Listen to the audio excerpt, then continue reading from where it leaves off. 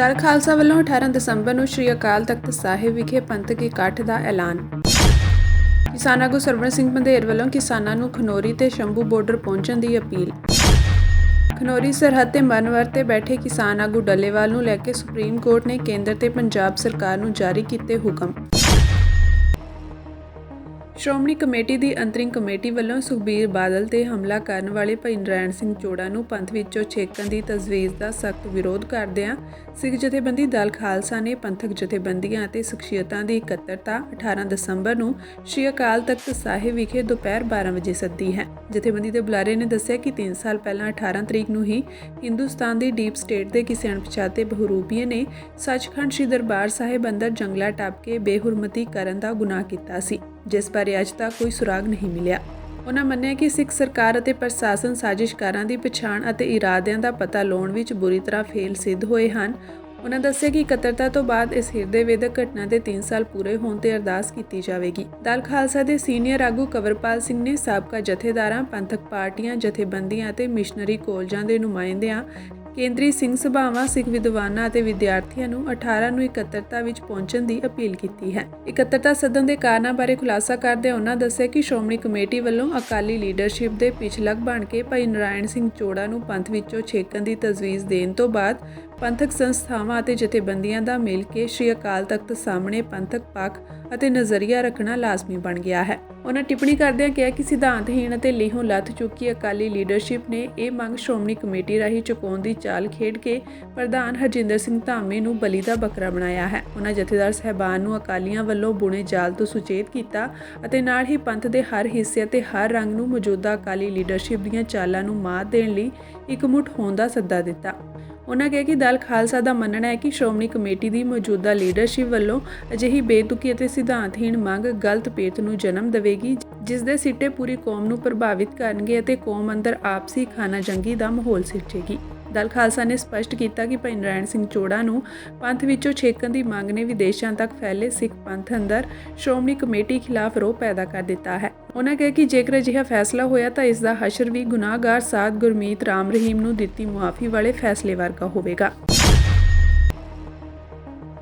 ਕਿਸਾਨ ਆਗੂ ਸਰਵਣ ਸਿੰਘ ਬੰਦੇਰ ਨੇ ਪੰਜਾਬ ਅਤੇ ਹਰਿਆਣਾ ਦੇ ਵਸਨੀਕਾਂ ਨੂੰ ਕਿਸਾਨਾਂ ਦੇ ਧਰਨੇ ਨੂੰ 10 ਮਹੀਨੇ ਪੂਰੇ ਹੋਣ ਤੇ ਵੱਡੀ ਗਿਣਤੀ ਵਿੱਚ ਖਨੌਰੀ ਅਤੇ ਸ਼ੰਭੂ ਸਰਹੱਦ ਤੇ ਪਹੁੰਚਣ ਦੀ ਅਪੀਲ ਕੀਤੀ ਹੈ। ਬੰਦੇਰ ਨੇ ਗੱਲ ਕਰਦੇ ਹੋਏ ਕਿਹਾ ਕਿ ਮੈਂ ਪੰਜਾਬ ਅਤੇ ਹਰਿਆਣਾ ਦੇ ਵਸਨੀਕਾਂ ਨੂੰ ਅਪੀਲ ਕਰਦਾ ਹਾਂ ਕਿ ਉਹ ਖਨੌਰੀ ਅਤੇ ਸ਼ੰਭੂ ਬਾਰਡਰ ਤੇ ਵੱਡੀ ਗਿਣਤੀ ਵਿੱਚ ਪਹੁੰਚਣ, ਕਿਉਂਕਿ ਸਾਡੇ ਵਿਰੋਧ ਪ੍ਰਦਰਸ਼ਨ ਨੂੰ 10 ਮਹੀਨੇ ਪੂਰੇ ਹੋ ਚੁੱਕੇ ਹਨ। ਸਰਕਾਰੀ ਏਜੰਸੀਆਂ ਲੋਕਾਂ ਵਿੱਚ ਭੰਬਲ ਭੂਸਾ ਪੈਦਾ ਕਰਨ ਦੀ ਕੋਸ਼ਿਸ਼ ਕਰ ਰਹੀਆਂ ਹਨ। ਉਹਨਾਂ ਕਿਹਾ ਕਿ ਹਰਿਆਣਾ ਦੇ ਸਾਂਸਦ ਰਾਮਚੰਦਰ ਜਾਂਗੜਾ ਪ੍ਰਦਰਸ਼ਨ ਤੇ ਗੈਰ ਜ਼ਿੰਮੇਵਾਰਾਨਾ ਬਿਆਨ ਦੇ ਰਹੇ ਹਨ ਅਤੇ ਮੈਂ ਭਾਜਪਾ ਪ੍ਰਧਾਨ JP ਨੱਡਾ ਨੂੰ ਅਪੀਲ ਕਰਦਾ ਹਾਂ ਕਿ ਉਹ ਉਹਨਾਂ ਨੂੰ ਪਾਰਟੀ ਚੋਂ ਕੱਢਣ ਜਾਂ ਉਹਨਾਂ ਦੇ ਖਿਲਾਫ ਕਾਰਵਾਈ ਕਰਨ। ਉਹਨਾਂ ਨੂੰ ਆਪਣੀ ਕੀਤੀ ਗਈ ਇਸ ਟਿੱਪਣੀ ਲਈ ਮੁਆਫੀ ਮੰਗਣੀ ਚਾਹੀਦੀ ਹੈ। ਇਸ ਤੋਂ ਇਲਾਵਾ ਕਿਸਾਨ ਆਗੂ ਨੇ ਕਿਹਾ ਕਿ ਉਹਨਾਂ ਦਾ ਇਹ ਅੰਦੋਲਨ ਦੇਸ਼ ਦੇ ਲੋਕਾਂ ਲਈ ਹੈ ਅਤੇ ਭਾਜਪਾ ਕਿਸਾਨਾਂ ਦੇ ਵਿਰੋਧ ਨੂੰ ਅਸਫਲ ਨਹੀਂ ਕਰ ਸਕਦੀ ਹੈ।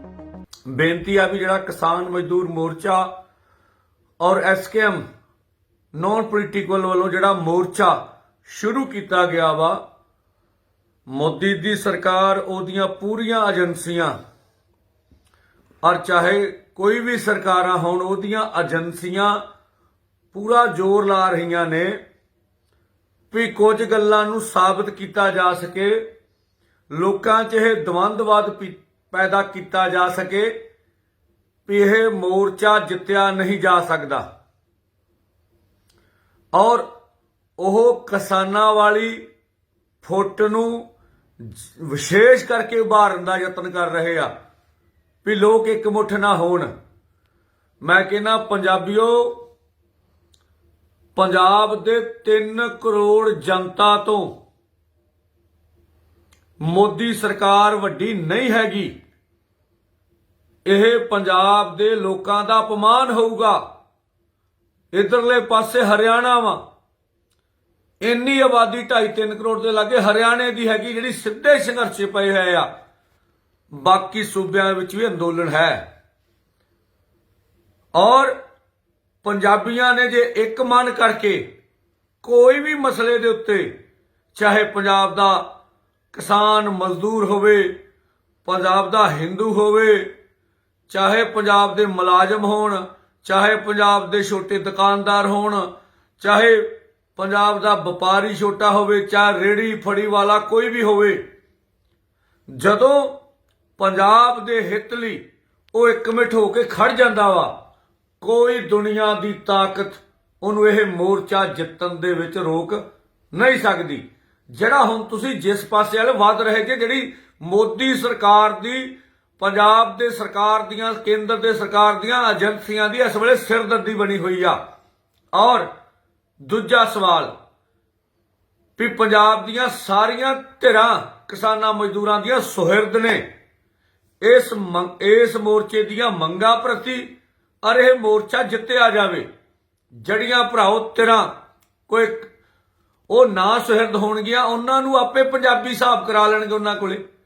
ਦੂਸਰਾ, ਪ੍ਰਚਾਰ ਮਾਧਮਾਂ 'ਚ ਔਰ ਇਹ ਮੁੱਦਾ ਬਾਹਰਿਆ ਜਾਊ ਵੀ ਇਹ ਦੋ ਜਥੇਬੰਦੀਆਂ ਸਭ ਤੋਂ ਜਿਹੜਾ ਗਲਤ ਪ੍ਰਚਾਰ, ਇਹ ਭਰਾਓ ਦੋ ਫੋਰਮ ਨੇ, ਕਿਸਾਨ ਮਜ਼ਦੂਰ ਮੋਰਚਾ, ਐਸਕੇਐਮ ਨਾਨ ਪੋਲੀਟੀਕਲ। ਪੰਜਾਬ ਦੇ ਵਿੱਚ ਤੁਸੀਂ ਇਹਨਾਂ ਬੱਤੀਆਂ ਦੇ ਵਿੱਚੋਂ ਸਾਡੇ ਨਾਲ ਕਹ ਲਓ ਸਰਜੀਤ ਸਿੰਘ ਫੂਲ ਸੀਗੇ, ਮਨਜੀਤ ਸਿੰਘ ਰਾਏ ਸੀਗੇ, ਇਹ ਹਿੱਸਾ ਹੀ ਸੀਗੇ ਇਹਨਾਂ ਦੇ। ਔਰ ਉਹ ਕਿਵੇਂ ਚੀਜ਼ਾਂ ਨੂੰ ਵਿਗਾੜ ਕੇ ਪੇਸ਼ ਕਰਨਗੇ। ਬਹਿਰੂ ਸਾਹਿਬ ਉਹ ਵੀ ਇਹਨਾਂ ਬੱਤੀਆਂ ਦਾ ਹਿੱਸਾ ਹੀ ਸੀਗੇ। ਉਦੋਂ ਬਾਅਦ ਹਜੇ ਪੰਜਾਬ ਵਾਲੀਆਂ ਮੈਂ ਦੱਸ ਰਿਹਾ, ਦੂਜੇ ਪਾਸੇ ਡੱਲੇਵਾਲ ਸਾਹਿਬ, ਕੋਟ ਬੁੱਢਾ ਜੀ, ਤਕਰੀਬਨ 8-10 ਜਥੇਬੰਦੀਆਂ ਉਹਨਾਂ ਬੱਤੀਆਂ ਚੋਂ ਹੀ ਨੇ, ਦੋਵਾਂ ਫੋਰਮਾਂ ਦੇ ਨਾਲ। ਕਿਸਾਨ ਮਜ਼ਦੂਰ ਮੋਰਚੇ ਨਾਲ ਪੰਜਾਬ ਦੀਆਂ 10 ਜਥੇਬੰਦੀਆਂ ਨੇ, ਔਰ ਐਸਕੇਐਮ ਨਾਨ ਪੋਲੀਟੀਕਲ ਨਾਲ 14 ਜਥੇਬੰਦੀਆਂ, 24 ਜਥੇਬੰਦੀਆਂ ਪੰਜਾਬ ਦੀਆਂ ਨੇ। ਪੰਜਾਬ ਦੀ ਗੱਲ ਕਰ ਰਿਹਾ, ਬਾਹਰ ਦੀ ਨਹੀਂ ਗੱਲ ਕਰ ਰਿਹਾ। ਦੋਵਾਂ ਫੋਰਮਾਂ ਹੇਠ ਸੈਂਕੜੇ ਜਥੇਬੰਦੀਆਂ ਨੇ। ਹੋ ਸਕਦਾ ਕੁਝ ਐਡੀਟਰਾਂ ਨੂੰ ਪੈਸੇ ਦਿੱਤੇ ਹੋਣ, ਉਹ ਗੱਲਾਂ। ਤਾਂ ਇਹ ਜਦੋਂ ਪਹਿਲੋਂ ਮੋਰਚਾ ਚੱਲਿਆ ਉਦੋਂ ਵੀ ਇਹ ਪਾੜਾ ਬਾਰਨ ਦਾ ਯਤਨ ਕੀਤਾ ਗਿਆ, ਹੁਣ ਵੀ ਬਾਹਰਿਆ ਜਾਊਗਾ। ਇਸ ਕਰਕੇ ਪੰਜਾਬੀਓ ਘਬਰਾਇਓ ਨਾ, ਸਾਨੂੰ 3 ਕਰੋੜ ਪੰਜਾਬੀਆਂ ਤੇ ਫੁੱਲ ਯਕੀਨ ਆ ਵੀ ਇਹ ਮੋਰਚਾ ਜਿੱਤ ਕੇ ਦੇਣਗੇ। ਇਸ ਕਰਕੇ ਅੱਜ 10 ਮਹੀਨੇ ਪੂਰੇ ਹੋ ਰਹੇ ਨੇ, ਔਰ ਵੱਧ ਤੋਂ ਵੱਧ ਗਿਣਤੀ ਵਿੱਚ ਸ਼ੰਭੂ ਬਾਰਡਰ, ਖਨੌਰੀ ਬਾਰਡਰ, ਉਹਨਾਂ ਤੇ ਸਾਨੂੰ ਪਹੁੰਚਣਾ ਚਾਹੀਦਾ ਹੈਗਾ। ਡੱਲੇਵਾਲ ਜੀ ਦਾ ਮਰਨ ਵਰਤ ਅੱਜ 18ਵੇਂ ਦਿਨ ਵਿੱਚ ਸ਼ਾਮਲ ਹੋ ਗਿਆ। ਮੋਰਚਾ ਅੱਜ 306ਵੇਂ ਦਿਨ ਵਿੱਚ ਸ਼ਾਮਲ ਹੋ ਗਿਆ, ਔਰ ਕੱਲ ਦਿੱਲੀ ਕੂਚ ਕਰੂਗਾ 101 ਕਿਸਾਨਾਂ ਮਜ਼ਦੂਰਾਂ ਦਾ ਜਥਾ। ਜਸਵਿੰਦਰ ਸਿੰਘ ਲੌਂਗੋਵਾਲ, ਮਲਕੀਤ ਸਿੰਘ ਗੁਲਾਮੀਵਾਲਾ ਆਦਿ ਆਗੂਆਂ ਦੀ ਅਗਵਾਈ ਵਿੱਚ। ਪੰਜਾਬ ਹਰਿਆਣਾ ਦੀ ਖਨੌਰੀ ਸਰਹੱਦ ਤੇ ਮਰਨ ਵਰਤ ਤੇ ਬੈਠੇ ਕਿਸਾਨ ਆਗੂ ਜਗਜੀਤ ਸਿੰਘ ਡੱਲੇਵਾਲ ਨੂੰ ਲੈ ਕੇ ਸੁਪਰੀਮ ਕੋਰਟ ਨੇ ਸਖਤ ਹੁਕਮ ਜਾਰੀ ਕਰ ਦਿੱਤੇ ਹਨ। ਸੁਪਰੀਮ ਕੋਰਟ ਨੇ ਪੰਜਾਬ ਅਤੇ ਕੇਂਦਰ ਸਰਕਾਰ ਨੂੰ ਤੁਰੰਤ ਡਾਕਟਰੀ ਸਹਾਇਤਾ ਮੁਹੱਈਆ ਕਰਵਾਉਣ ਲਈ ਕਿਹਾ ਹੈ। ਅਦਾਲਤ ਨੇ ਇਹ ਵੀ ਆਦੇਸ਼ ਦਿੱਤਾ ਹੈ ਕਿ ਉਹਨਾਂ ਨੂੰ ਖਾਣ ਲਈ ਮਜਬੂਰ ਨਹੀਂ ਕੀਤਾ ਜਾਣਾ ਚਾਹੀਦਾ। ਸੁਪਰੀਮ ਕੋਰਟ ਨੇ ਕਿਹਾ ਕਿ ਡੱਲੇਵਾਲ ਦੀ ਜ਼ਿੰਦਗੀ ਅੰਦੋਲਨ ਨਾਲੋਂ ਜ਼ਿਆਦਾ ਅਹਿਮ ਹੈ।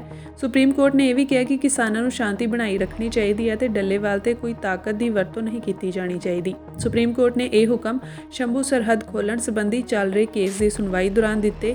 ਇਸ ਦੌਰਾਨ ਸੁਪਰੀਮ ਕੋਰਟ ਵੱਲੋਂ ਗਠਿਤ ਕਮੇਟੀ ਨੇ ਆਪਣੀ ਅੰਤਰਿਮ ਰਿਪੋਰਟ ਵੀ ਸੌਂਪੀ ਤੇ ਮਾਮਲੇ ਦੀ ਅਗਲੀ ਸੁਣਵਾਈ 17 ਦਸੰਬਰ ਨੂੰ ਹੋਵੇਗੀ। ਗਾਜ਼ਾ ਪੱਟੀ ਤੇ ਇਜ਼ਰਾਈਲੀ ਹਵਾਈ ਹਮਲਿਆਂ ਵਿੱਚ ਘੱਟੋ-ਘੱਟ 25 ਫਲਸਤੀਨੀ ਮਾਰੇ ਗਏ ਅਤੇ ਕਈ ਜ਼ਖਮੀ ਹੋ ਗਏ। ਫਲਸਤੀਨੀ ਡਾਕਟਰਾਂ ਨੇ ਜਾਣਕਾਰੀ ਦਿੱਤੀ ਹੈ। ਇਹ ਹਮਲਾ ਅਜਿਹੇ ਸਮੇਂ ਵਿੱਚ ਹੋਇਆ ਹੈ ਜਦੋਂ ਅਮਰੀਕੀ ਰਾਸ਼ਟਰਪਤੀ ਦੇ ਰਾਸ਼ਟਰੀ ਸੁਰੱਖਿਆ ਸਲਾਹਕਾਰ ਨੇ ਕੁਝ ਘੰਟੇ ਪਹਿਲਾਂ ਹੀ ਗਾਜ਼ਾ ਵਿੱਚ ਜੰਗ ਖਤਮ ਕਰਨ ਲਈ ਜੰਗਬੰਦੀ ਸਮਝੌਤੇ ਦੀ ਉਮੀਦ ਜਤਾਈ ਸੀ।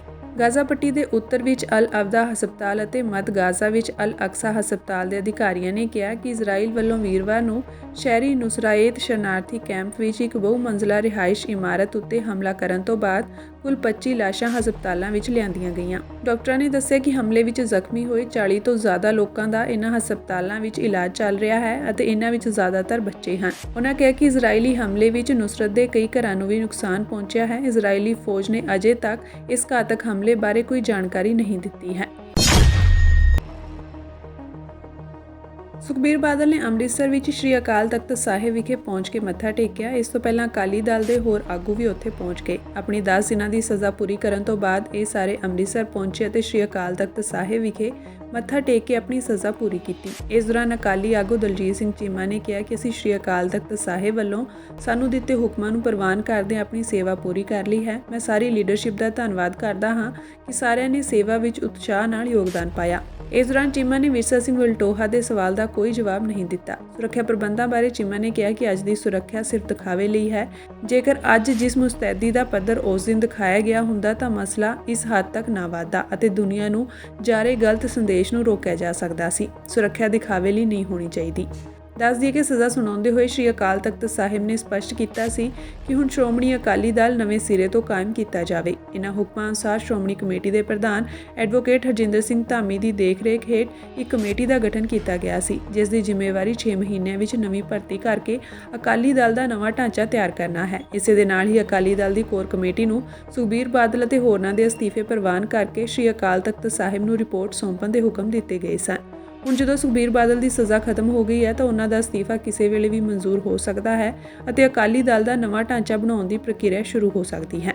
ਔਰ ਮੈਂ ਸਾਰੀ ਪਾਰਟੀ ਦੇ ਆਗੂਆਂ ਦਾ ਵੀ ਵਰਕਰਾਂ ਦਾ ਵੀ ਧੰਨਵਾਦ ਕਰਦਾ ਕਿ ਸੇਵਾ ਦੇ ਇਸ ਸਮੇਂ ਦੇ ਦੌਰਾਨ ਸਾਰਿਆਂ ਨੇ ਕੋਸ਼ਿਸ਼ ਕੀਤੀ ਹੈ ਕਿ ਸੇਵਾ ਦੇ ਵਿੱਚ ਵੱਧ ਚੜ ਕੇ ਹਿੱਸਾ ਪਾਇਆ ਜਾਵੇ। ਸੋ ਸਾਰਿਆਂ ਦੀ ਗੁਰੂ ਮਹਾਰਾਜ ਸੇਵਾ ਪ੍ਰਵਾਨ ਕਰਨ, ਪੰਥ ਦੀ, ਪੰਜਾਬ ਦੀ, ਸ਼੍ਰੋਮਣੀ ਅਕਾਲੀ ਦਲ ਦੀ ਚੜ੍ਹਦੀ ਕਲਾ ਕਰਨ।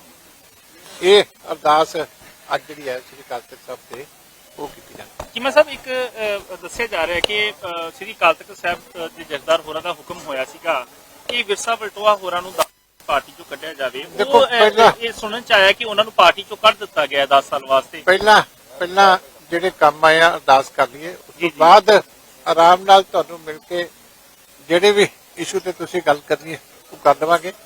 ਪਹਿਲਾਂ ਜਿਹੜੇ ਕੰਮ ਆਏ ਆ ਕਿਰਪਾ ਕਰਕੇ, ਇੱਕ ਪ੍ਰੋਫੈਸ਼ਨਲ ਡਿਊਟੀ ਹੈ ਪੁਲਿਸ ਦੀ ਔਰ ਸਟੇਟ ਦੇ ਹੋਮ ਡਿਪਾਰਟਮੈਂਟ ਦੀ, ਔਰ ਇਹ ਲਗਾਤਾਰ ਕੀਤੀ ਜਾਣੀ ਚਾਹੀਦੀ।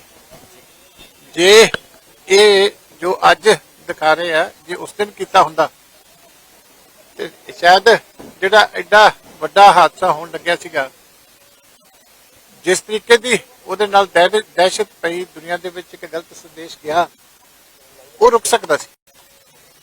ਇਸ ਕਰਕੇ ਜਿਹੜਾ ਕੰਮ ਹੁੰਦਾ ਨਾ, ਸਾਰਿਆਂ ਨੂੰ ਆਪੋ ਆਪਣੇ ਤਰੀਕੇ ਨਾਲ ਲਗਾਤਾਰ ਕਰਦੇ ਰਹਿਣਾ ਚਾਹੀਦਾ। ਇੱਥੋਂ ਲੈਸਨ ਲਰਨ ਕਰਨ ਦੀ ਲੋੜ ਹੈ ਕਿ ਸੁਰੱਖਿਆ ਸਿਰਫ ਵਿਖਾਵੇ ਵਾਸਤੇ ਨਹੀਂ ਹੋਣੀ ਚਾਹੀਦੀ। ਇਨ ਰਿਐਲਿਟੀ ਜੋ ਜਿੱਥੇ ਵੀ ਜ਼ਰੂਰੀ ਹੋਵੇ, ਭਾਵੇਂ ਕੋਈ ਆਪੋਜੀਸ਼ਨ ਦਾ ਹੋਵੇ, ਭਾਵੇਂ ਸਰਕਾਰ ਦਾ ਹੋਵੇ, ਉਹ ਕੰਮ ਜਿਹੜਾ ਪੁਲਿਸ ਮਹਿਕਮੇ ਨੂੰ, ਹੋਮ ਡਿਪਾਰਟਮੈਂਟ ਨੂੰ ਆਪਣੇ ਆਪ ਕਰਨਾ ਚਾਹੀਦਾ। ਅਸੀਂ ਤਾਂ ਜਿਹੜੇ ਜਥੇਦਾਰ ਪੰਥ ਨੇ ਥਾਪੇ ਹੋਏ ਆ ਉਹਨਾਂ ਦਾ ਹੁਕਮ ਮੰਨਿਆ, ਇਸ ਕਰਕੇ ਉਹਨਾਂ ਦਾ ਹੀ ਮੰਨਣਾ। ਬਾਕੀ ਸਾਰਿਆਂ ਨੇ ਆਪੋ ਆਪਣੇ ਵਿਚਾਰ ਪ੍ਰਗਟ ਕਰਦੇ ਰਹਿਣਾ, ਜੋ ਕੋਈ ਕਰੀ ਜਾਵੇ ਠੀਕ ਹੈ। ਜ਼ਿਲ੍ਹਾ ਤਰਨਤਾਰਨ ਨੇ ਵਿਧਾਨ ਸਭਾ ਹਲਕਾ ਖੇਮਕਰਨ ਅਧੀਨ ਪੈਂਦੇ ਕਸਬਾ ਅਮਰਕੋਟ ਵਿਖੇ ਅੱਜ ਕਿਸਾਨ ਜਥੇਬੰਦੀਆਂ ਵੱਲੋਂ ਚੌਂਕ ਬੰਦ ਕਰਕੇ ਕੇਂਦਰ ਸਰਕਾਰ ਅਤੇ ਹਰਿਆਣਾ ਪੰਜਾਬ ਸਰਕਾਰ ਦਾ ਪੁਤਲਾ ਸਾੜ ਕੇ ਜੰਮ ਕੇ ਨਾਅਰੇਬਾਜ਼ੀ ਕੀਤੀ ਗਈ। ਇਸ ਸੰਬੰਧੀ ਗੱਲਬਾਤ ਕਰਦੇ ਹੋਏ ਕਿਸਾਨ ਆਗੂਆਂ ਨੇ ਕਿਹਾ ਕਿ ਕੇਂਦਰ ਸਰਕਾਰ ਕਿਸਾਨਾਂ ਨਾਲ ਵੱਡੇ ਪੱਧਰ ਤੇ ਧਰੋਹ ਕਰਨ ਵਿੱਚ ਲੱਗੀ ਹੋਈ ਹੈ, ਕਿਉਂਕਿ ਇੱਕ ਪਾਸੇ ਕਿਸਾਨ 10 ਮਹੀਨੇ ਤੋਂ ਬਾਰਡਰਾਂ ਉੱਪਰ ਆਪਣੀਆਂ ਹੱਕੀ ਮੰਗਾਂ ਨੂੰ ਲੈ ਕੇ ਬੈਠੇ ਹੋਏ ਹਨ, ਉਤੋਂ ਕੇਂਦਰ ਸਰਕਾਰ ਹਰਿਆਣਾ ਸਰਕਾਰ ਦੇ ਨਾਲ ਮਿਲ ਕੇ ਕਿਸਾਨਾਂ ਉੱਪਰ ਤਸ਼ੱਦਦ ਕਰ ਰਹੀ ਹੈ। ਇਸ ਗੱਲ ਨੂੰ ਲੈ ਕੇ ਕਿਸਾਨ ਆਗੂ ਜਗਜੀਤ ਸਿੰਘ ਡੱਲੇਵਾਲ ਮਨ ਵਰਤੇ ਬੈਠੇ ਹੋਏ ਹਨ, ਜਿਨ੍ਹਾਂ ਨੂੰ ਪੰਜਾਬ ਸਰਕਾਰ ਜਬਰਨ ਚੁੱਕਣਾ ਚਾਹੁੰਦੀ ਹੈ। ਉਹਨਾਂ ਕਿਹਾ ਕਿ ਇਸੇ ਰੋਸ ਨੂੰ ਅੱਜ ਉਹਨਾਂ ਵੱਲੋਂ ਇਹ ਪੁਤਲਾ ਸਾੜ ਕੇ ਆਪਣਾ ਰੋਸ ਜ਼ਾਹਰ ਕੀਤਾ ਗਿਆ ਹੈ। ਉਹਨਾਂ ਕਿਹਾ ਕਿ ਜਦੋਂ ਤੱਕ ਕਿਸਾਨਾਂ ਦੀਆਂ ਹੱਕੀ ਮੰਗਾਂ ਮੰਨੀਆਂ ਨਹੀਂ ਜਾਂਦੀਆਂ, ਉਦੋਂ ਤੱਕ ਇਸੇ ਤਰ੍ਹਾਂ ਹੀ ਰੋਸ ਪ੍ਰਦਰਸ਼ਨ ਜਾਰੀ ਰਹਿਣਗੇ।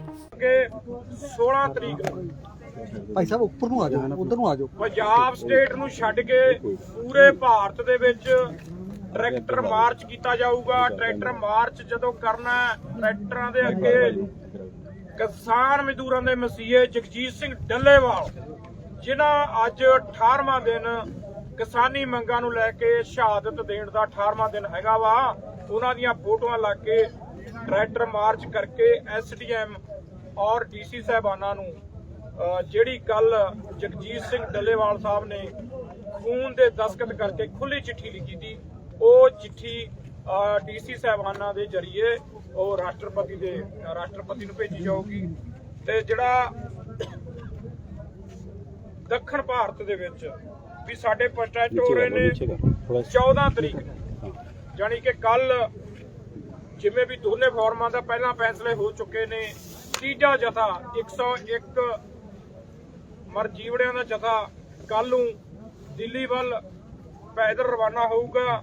ਤੇ ਉਸ ਤੋਂ ਬਾਅਦ ਜਿਹੜੀ ਮੋਰਚਿਆਂ ਦੀ ਸਥਿਤੀ ਹੈਗੀ ਆ, ਪੱਤਰਕਾਰ ਦੋਸਤੋ ਤੁਹਾਨੂੰ ਸਾਰਾ ਕੁਝ ਪਤਾ ਹੈਗਾ, ਡੱਲੇਵਾਲ ਸਾਹਿਬ ਕਿਸ ਕੰਡੀਸ਼ਨ 'ਚ ਹੈਗੇ ਆ। ਅੱਜ ਕਿਸੇ ਤੋਂ ਲੁਕਿਆ ਨਹੀਂ ਹੈ।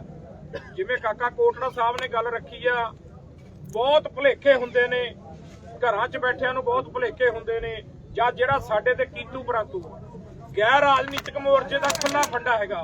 ਕਿਸੇ ਨੂੰ ਝਰੀਟ ਨਹੀਂ ਲੱਗਣੀ ਚਾਹੀਦੀ।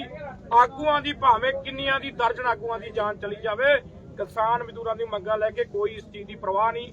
ਹੁਣ ਅਗਲੀ ਜਿਹੜੀ ਗੱਲ ਮੇਰੇ ਤੋਂ ਬਾਅਦ ਚ ਰੱਖਣਗੇ, ਕਿਉਂਕਿ ਮੈਂ ਇੰਨਾ ਹੀ ਦੱਸਣਾ, ਉਹ ਤੋਂ ਬਾਅਦ ਚ ਜਦੋਂ ਪੀਸੀ ਖਤਮ ਹੋ ਜੂਗੀ, ਜਿਹੜਾ ਕਿ ਅੱਜ ਅਮਿਤ ਸ਼ਾਹ ਜੀ ਦੇ, ਮੋਦੀ ਜੀ ਦੇ ਔਰ ਮੁੱਖ ਮੰਤਰੀ ਭਗਵੰਤ ਮਾਨ ਦੇ, ਔਰ ਅਸੀਂ ਬਾਰਡਰਾਂ ਤੇ ਬੈਠੇ ਆ, ਤੇ ਆਪਣੇ ਸੈਣੀ ਜੀ ਹਰਿਆਣੇ ਦੇ ਜਿਹੜੇ ਮੁੱਖ ਮੰਤਰੀ, ਉਹਨਾਂ ਦੇ ਪੁਤਲੇ ਅਗਲੇ ਪਾਸੇ ਫੂਕੇ ਜਾਣਗੇ। ਪੀਸੀ ਖਤਮ ਕਰਨੇ ਤੋਂ ਬਾਅਦ 4 ਔਰ 4:30 ਵਜੇ ਦੇ ਵਿੱਚ ਉਹ ਪੁਤਲੇ ਫੂਕੇ ਜਾਣਗੇ। ਹੁਣ ਮੈਂ